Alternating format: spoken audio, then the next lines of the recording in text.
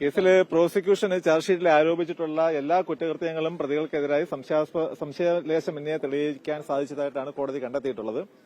അതിൽ രഞ്ജിത് ശ്രീനിവാസനെ പുരയ്ക്കകത്ത് കയറി കൊലപ്പെടുത്താൻ നേതൃത്വം കൊടുത്ത 1 മുതൽ 8 വരെ പ്രതികൾക്ക് 302 എന്ന് പറയുന്ന കൊലപാതക കുറ്റം നേരിട്ട് തെളിയാൻ സാധിച്ചിട്ടുണ്ട്.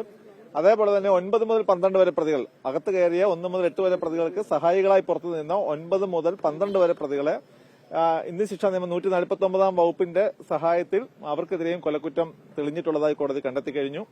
അതേപോലെ തന്നെ ഈ കൊലപാതകത്തിന് ഗൂഢാലോചനയ്ക്ക് നേതൃത്വം കൊടുത്ത 13, 14, 15 പ്രതികൾ അവരെയും ക്രിമിനൽ കോൺസ്പിറസി എന്ന് പറയുന്ന ഗൂഢാലോചനയും കൊലപാതക കുറ്റത്തിന്റെയും സഹായത്തിൽ 302 വകുപ്പ് പ്രകാരമുള്ള കുറ്റകൃത്യം അവർക്കെതിരെയും തെളിഞ്ഞിട്ടുള്ളതായി കോടതി കണ്ടെത്തി.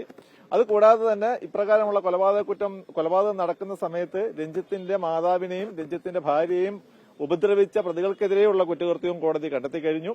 വീട്ടിൽ അതിക്രമിച്ച് കടന്നു കയറുകയും അതുപോലെ തന്നെ കോമ്പൗണ്ടിൽ അതിക്രമിച്ച് കടന്നു കയറിയ കുറ്റകൃത്യങ്ങള്, അതേപോലെ തന്നെ വീട്ടിൽ നാശനഷ്ടങ്ങൾ വരുത്തിയ കുറ്റകൃത്യങ്ങള്, തെളിവ് നശിപ്പിച്ച കുറ്റകൃത്യങ്ങൾ, ഇവയെല്ലാം പ്രതികൾക്കെതിരെ പ്രോസിക്യൂഷൻ ആരോപിച്ചിട്ടുള്ള എല്ലാ കുറ്റകൃത്യങ്ങളും സംശയത്തിന് അതീതമായി തെളിയിക്കാൻ സാധിച്ചിട്ടുള്ളതായിട്ടാണ് കോടതി ഇന്ന് കണ്ടെത്തിയിട്ടുള്ളത്. അതായത് മുഴുവൻ പ്രതികൾക്കെതിരെയും കൊലക്കുറ്റം തെളിഞ്ഞിട്ടുള്ളതായിട്ടാണ് കോടതി കണ്ടെത്തിയിട്ടുള്ളത്. 1 മുതൽ 15 വരെയുള്ള പ്രതികൾക്കെതിരെയും കൊലക്കുറ്റം തെളിഞ്ഞിട്ടുണ്ട്. സ്വാഭാവികമായും ഇന്ത്യൻ ശിക്ഷാ നിയമത്തിലെ 302 വകുപ്പ് പ്രകാരമുള്ള ജീവപര്യന്തം തടവോ അല്ലെങ്കിൽ ക്യാപിറ്റൽ പണിഷ്മെന്റോ ഈ പ്രതികൾക്ക് അർഹമാണ് എന്നുള്ള തരത്തിലേക്കാണ് കോടതി കണ്ടെത്തിയിട്ടുള്ളത്. തീർച്ചയായും കാരണം ഏത് കൊലപാതകങ്ങളും നിഷ്ഠൂരമാണ്. പക്ഷേ ഒരു വാളിനെ അയാളുടെ വീട്ടിൽ കയറി അയാൾ കിടന്നുറങ്ങുന്ന സമയത്ത് വിളിച്ചുണർത്തി അതിമാരകമായ രീതിയിൽ സ്വന്തം പ്രായമായ അമ്മയുടെയും കുഞ്ഞിന്റെയും ഭാര്യയുടെയും മുന്നിൽ വെച്ച് അതിനിഷ്ഠൂരമായി ഏകദേശം 56ഓളം മുറിവുകൾ ഏൽപ്പിച്ച് മുഖം തിരിച്ചറിയാൻ സാധിക്കാത്ത തരത്തിൽ ബലികർമ്മങ്ങൾ ചെയ്യാൻ പോലും ഒരു മുഖം അവശേഷിക്കാത്ത തരത്തിൽ അതിക്രൂരമായി കൊലപ്പെടുത്തിയപ്പോൾ അത് അപൂർവമായ കേസാണ് എന്നുള്ള തരത്തിലുള്ള വാദമാണ് ഇന്ന് പ്രോസിക്യൂഷൻ കോടതിയിൽ ഉയർത്തിയിട്ടുള്ളത്.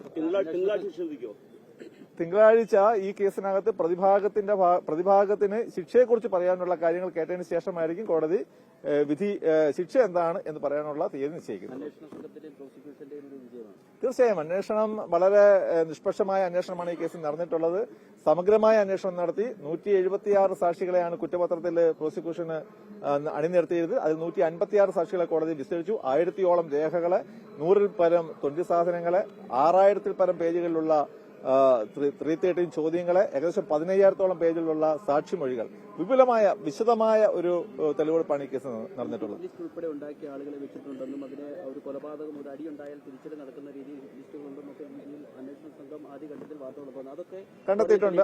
അവയെല്ലാം കണ്ടെത്തിയിട്ടുണ്ട്. ഈ കേസിനകത്ത് ഇതിന് ആസ്പദമായ മറ്റൊരു സംഭവം വയലാറിൽ നന്ദുകൃഷ്ണ എന്ന് പറയുന്ന ഒരാളുടെ കൊലപാതകത്തിന് ശേഷം ഇപ്രകാരം വീണ്ടും ഒരു കൊലപാതകം നടത്തണമെന്നുള്ള ഉദ്ദേശത്തോടു കൂടി തയ്യാറാക്കിയ ഹിറ്റ് ലിസ്റ്റ്, ആ ഹിറ്റ് ലിസ്റ്റ് കണ്ടെത്തി കഴിഞ്ഞത് ഈ കേസിലെ ഒരു പ്രതിയുടെ മൊബൈൽ ഫോണിൽ നിന്ന് തന്നെ ആ ഹിറ്റ് ലിസ്റ്റ് കണ്ടെത്തി കഴിഞ്ഞു. ആ കണ്ടെത്തിയതിന്റെ അടിസ്ഥാനത്തിലുള്ള അന്വേഷണം പൂർത്തിയായി കഴിഞ്ഞിട്ടുണ്ട്.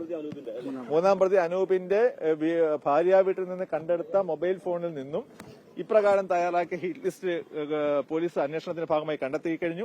അതിൽ 1ാമത്തെ പേരായി കാണിച്ചിട്ടുള്ളത് ഇപ്പോൾ കൊല ചെയ്യപ്പെട്ട രഞ്ജിത് ശ്രീനിവാസന്റെ പേര് തന്നെയായിരുന്നു. അതിൽ ധാരാളം പേരുടെ മറ്റു പേരുകളും ഇനിയുണ്ട്. കേസിൽ 31 പ്രതികളുണ്ടല്ലോ മൊത്തം. അതിൽ 2ാമത്തെ കുറ്റപത്രത്തിന്റെയും നടപടിക്രമങ്ങൾ എന്തൊക്കെയാണ്? ഈ കേസിൽ കൃത്യത്തിന് നേരിട്ട് പങ്കാളികളായ 12 പേരെയും ഗൂഢാലോചനയ്ക്ക് നേതൃത്വം കൊടുത്ത 3 പേരും ഉൾപ്പെടെ 15 പ്രതികൾക്കെതിരെയാണ് ആദ്യത്തെ സെറ്റ് കുറ്റപത്രം ഫയൽ ചെയ്തിട്ടുള്ളത്. തുടർന്ന് ഈ കേസിനകത്ത് ഈ കൊലപാതക കുറ്റത്തിന് സഹായികളായി നിന്നവരും ഗൂഢാലോചന പങ്കാളികളായ മറ്റുള്ളവർക്കെതിരെയുള്ള അന്വേഷണം നടന്നുകൊണ്ടിരിക്കുകയാണ്. ആ അന്വേഷണം അടുത്ത സമയത്ത് തന്നെ പൂർത്തിയായി റിപ്പോർട്ട് കോടതിയിൽ ഫയൽ ചെയ്യും എന്നാണ് പ്രതീക്ഷിക്കുന്നത്. കുറ്റപത്രം വിഭജിച്ചതുകൊണ്ട് തന്നെ ആദ്യഘട്ടത്തിൽ വേഗത്തിൽ വിചാരണ പൂർത്തിയാക്കാനും പ്രതികൾക്ക് ശിക്ഷ വാങ്ങിക്കൊടുക്കാനും സാധിച്ചു. അത് കുറ്റപത്രം വിഭജിച്ചു എന്നുള്ളതിനേക്കാൾ ഉപരി കേസിനകത്ത് ഈ കൃത്യത്തിൽ നേരിട്ട് പങ്കാളികളായവർക്കെതിരെയുള്ള അന്വേഷണം പെട്ടെന്ന് പൂർത്തീകരിക്കാൻ സാധിച്ചു എന്നുള്ളതാണ് പ്രോസിക്യൂഷൻ ഏജൻസിയുടെ വിജയം.